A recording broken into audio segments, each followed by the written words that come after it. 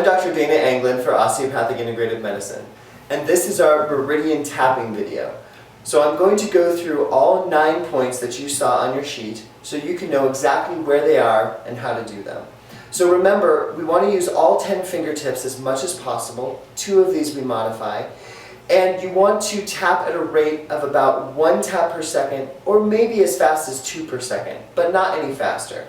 And you should tap firmly, but it should never be uncomfortable.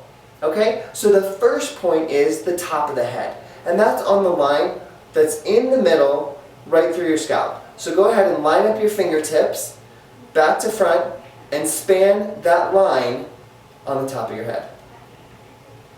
Then the second point is going to be the eyebrow. Now, this is where the bone of the eyebrow is. It doesn't matter where the fur is or was, okay? So line up all 10 fingers, don't forget about your thumbs, right on that bony ridge, and tap.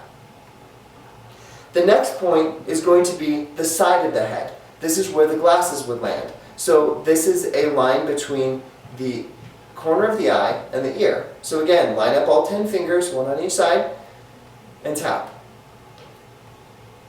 The next point is going to be the back of the head, and this is our first modified. So there's a bone, a little bump, right in the back of the head, and we're just going to line up the fingers on either side in more like a karate chop. So instead of using your fingertips, which could be a little bit uncomfortable, we just use the karate chop method for this one. The next one is under the eye, and that's the line from the center of your pupil down to the corner of your mouth. So for this one, get your elbows up, make sure you get your thumbs in there, and line up on that line and tap under the eye. The next one is going to be under the nose, which is essentially the upper lip. This is going to be right where the teeth meet the gums on the inside. For this one, you've got to be careful that one finger gets right in the midline. If you just line your hands up next to each other, you're going to miss the midline. So one finger on the midline, all 10 fingers on the top teeth, and then just tap.